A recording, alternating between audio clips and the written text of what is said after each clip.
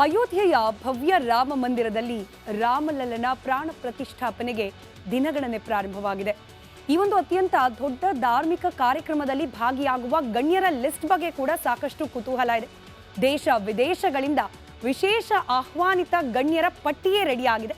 ಆ ಕುರಿತಾದ ಒಂದು ವರದಿ ಇಲ್ಲಿದೆ.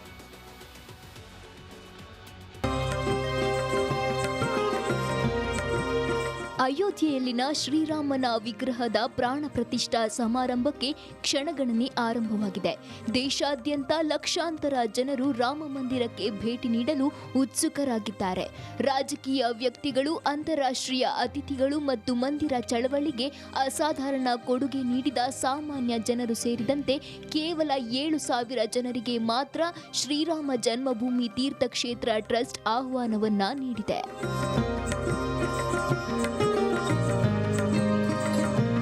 ರಾಮ ಮಂದಿರ ಉದ್ಘಾಟನೆಗೆ ಅಂತಾರಾಷ್ಟ್ರೀಯ ಅತಿಥಿಗಳ ಪಟ್ಟಿಯು ಕಾರ್ಯಕ್ರಮದ ಜಾಗತಿಕ ಮಹತ್ವವನ್ನು ಪ್ರತಿಬಿಂಬಿಸುತ್ತದೆ.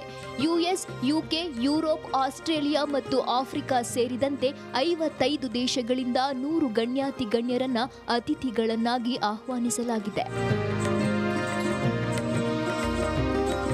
ರಾಮ ಮಂದಿರ ಉದ್ಘಾಟನಾ ಕಾರ್ಯಕ್ರಮದ ಆಮಂತ್ರಣಗಳು ಸಮಾರಂಭ ದೇಶದ ಏಕತೆಯನ್ನ ಸಾರುತ್ತದೆ.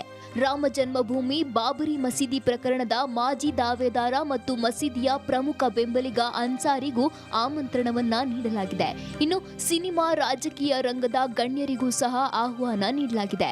ಈ ನಡುವೆ ದೇಶದ ವಿವಿಧ ಮೂಲೆಗಳಿಂದ 20 ಲಕ್ಷಕ್ಕೂ ಹೆಚ್ಚು ಮಂದಿ ಪ್ರಾಣ ಪ್ರತಿಷ್ಠಾಪನೆ ಕಾರ್ಯಕ್ರಮದಲ್ಲಿ ಭಾಗಿಯಾಗುವ ಸಾಧ್ಯತೆ ಇದೆ.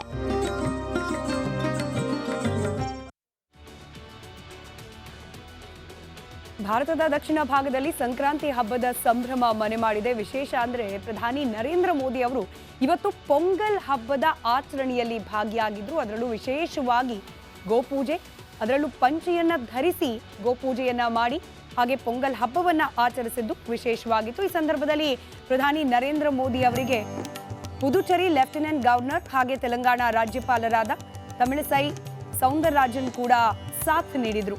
ಇನ್ನು ಪೊಂಗಲ್ ಕಾರ್ಯಕ್ರಮವನ್ನು ಉದ್ದೇಶಿಸಿ ಮಾತನಾಡಿದ ಪ್ರಧಾನಿ ನರೇಂದ್ರ ಮೋದಿ, ಪೊಂಗಲ್ ಏಕ ಭಾರತ್ ಶ್ರೇಷ್ಠ ಭಾರತದ ಭಾವನೆಯನ್ನ ಬಿಂಬಿಸುವ ಆಚರಣೆ ಅಂತ ಕೂಡ ತಿಳಿಸಿದ್ರು.